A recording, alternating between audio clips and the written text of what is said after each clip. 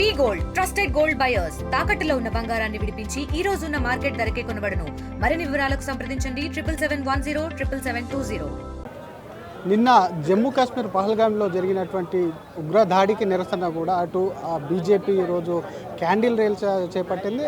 ఇటు tank bund విగ్రహం వద్ద ఉన్నటువంటి అంబేద్కర్ విగ్రహంలో ర్యాలీ తీసేందుకు బీజేపీ సిద్ధమైంది. ఇదే విషయం మీద మనతో మాట్లాడడానికి ముఖ్య అతిథికి వచ్చినటువంటి బీజేపీ ఎంపీ డీకే అరుణ గారు ఉన్నారు. ఒక్కసారి మాట్లాడించేటువంటి ప్రయత్నం చేద్దాం. మేడం, నిన్న దాడి చూసాం, దేశం మొత్తం దాన్ని ఖండించింది. చాలా హృదయకమైనటువంటి సంఘటనలు, కొంతమంది కుటుంబాలు కోల్పోయారు, కొంతమంది అనేక కూడా ఆర్థికంగా కూడా ఇబ్బందులు ఎదుర్కొన్నటువంటి పరిస్థితి. ఆ దాడిని ఎట్లా చూస్తారు? చాలా దారుణమైనటువంటి సంఘటన నిన్న జరిగినటువంటి ఉగ్రవాదులు చేసినటువంటి ఈ యొక్క సంఘటన ఏదైతే ఉందో, అమాయకుల పైన ఏదైతే దాడులు జరిపిండ్రో, టూరిస్టుల పైన ఏదైతే దాడులు జరిపిండ్రో, ఇది అమానవీయ చర్య, హేయమైనటువంటి చర్య.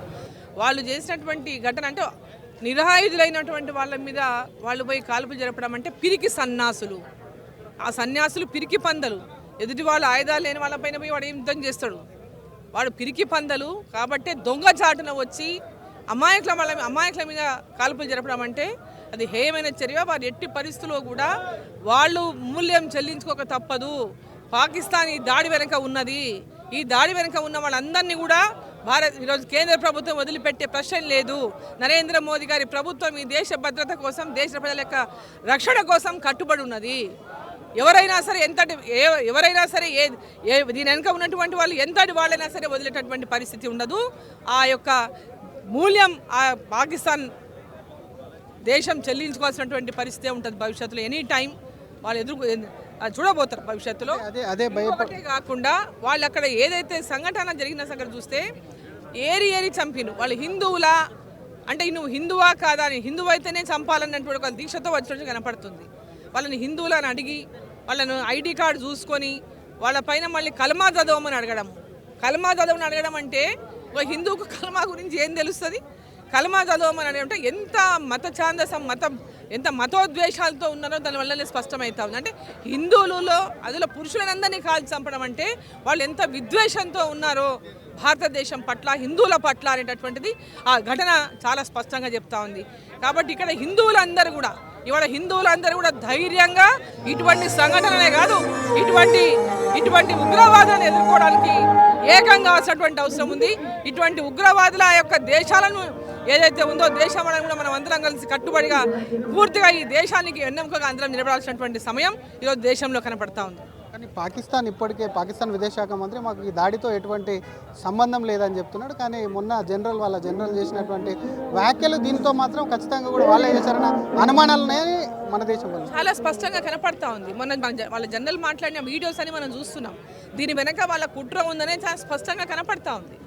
ఖచ్చితంగా అవన్నీ కూడా నిరూపణ అవుతాయి. దానికి ఎంతో సమయం కూడా పట్టదు. దీని వెనక ఎవరున్నారు, ఎవరి ప్రోద్బలంతో వాళ్ళు అక్కడ దాడులు చేసిండ్రు, దీని వెనక ఎవరి యొక్క హస్తం ఉందనేది చాలా స్పష్టంగా ఇప్పటికే సగం అన్ని విషయాలు బయటకు వచ్చినాయి.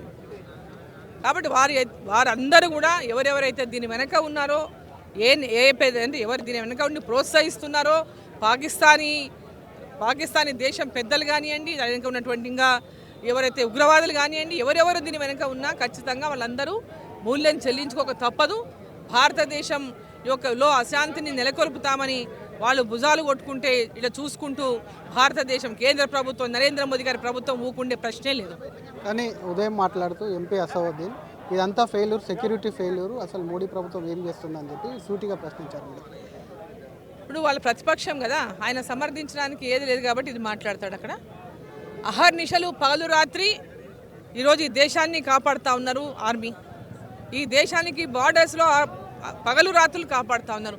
అక్కడ జరిగినటువంటి ప్రాంతం ఏదైతే ఉందో అది టూరిస్ట్ వచ్చేటటువంటి ప్రాంతం. అక్కడ ఎప్పుడు కూడా ఇట్లాంటి సంఘటనలు ఇంత పెద్ద ఎత్తున అక్కడ సెక్యూరిటీ ఉండేటటువంటి ప్రాంతమే కాదు అది. అటువంటి ప్రాంతాన్ని వాళ్ళు టార్గెట్ చేసుకున్నారు. ఎక్కడైతే సెక్యూరిటీ లేదో టూరిస్టులు వస్తారో అటువంటి ప్రాంతాన్ని టార్గెట్ చేసుకొని వాళ్ళు అక్కడ చేసినటువంటి సంఘటన ఇది. ఇప్పుడు దేశం మొత్తం నెక్స్ట్ మళ్ళీ అమర్నాథ్ యాత్ర ఉంటుంది. అమర్నాథ్ యాత్ర కానీ ఇవన్నింటి కూడా ఇమ్మీడియట్గా ప్రభుత్వం వెంబడే వీటంతా కూడా సెక్యూరిటీ రీజన్సే కాదు, ఎవరైతే ఈ దాడికి పాల్పడ్డారో దాని పూర్వాపరాలను అంతా కూడా చూసి తగిన మూల్యాన్ని అంటే ఆ విధమైనటువంటి విధంగా వాళ్ళ మీద యాక్షన్ కూడా ఉండబోతుంది త్వరలో అనే విషయం చాలా స్పష్టంగా మనకు అర్థమవుతా ఉంది. మేడం, టూరిస్టులు దాదాపుగా 4,000 మంది దాకా, దాదాపు 3,000 మంది పైగా రిటర్న్ రానికి ఎమర్జెన్సీగా టికెట్లు బుక్ చేసుకున్నారు, వెంటనే వస్తున్నారు. ఇప్పుడిప్పుడే కోలుకుంటుంది, టూరిస్టుల సంఖ్య పెరుగుతుంది. అక్కడ వెళ్ళేటువంటి టూరిస్టులకు మీరు ఏం ధైర్యం చెప్తారు మేడం? టూరిస్టులు అందరూ కూడా ఎవరు కూడా భయపడాల్సినటువంటి అవసరం లేదు. ఇది మన లోపల ఆ భయాన్ని సృష్టించడానికి, మన దేశంలో కాశ్మీరు ప్రాంతంలో టూరిస్టులు పోకూడదు అరికట్టాలనేటువంటి ఉద్దేశంతోనే ఇవాళ అక్కడ ఈ సంఘటన జరిపి ఉగ్రవాది దాడులను జరిపింది అక్కడ. కాబట్టి భారతీయులు ఎవరు కూడా దానికి భయపడకుండా ధైర్యంగా ఉండాలి. ఖచ్చితంగా కేంద్ర ప్రభుత్వం దీనికి అన్ని విధాలుగా కూడా చర్యలు తీసుకుంటుంది. టూరిజం కానీ, అక్కడ ఉన్నటువంటి కాశ్మీర్లో ప్రశాంతత కానీ, అక్కడ ఉన్నటువంటి కుటుంబాలు కానీ, అక్కడ ఉన్నటువంటి ప్రజలు కానీ అందరూ కూడా ధైర్యంగా ఉండాల్సినటువంటి అవసరం ఉంది.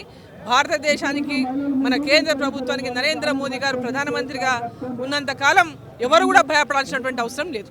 కెమెరామెన్ గజపతి హైదరాబాద్. మరిన్ని వీడియోస్ కోసం ఛానల్ సబ్స్క్రైబ్ చేయండి. లేటెస్ట్ అప్డేట్స్ కోసం వాట్సాప్ ఛానల్ ఫాలో అవ్వండి. అండ్ లింక్ డిస్క్రిప్షన్ లో ఉంది.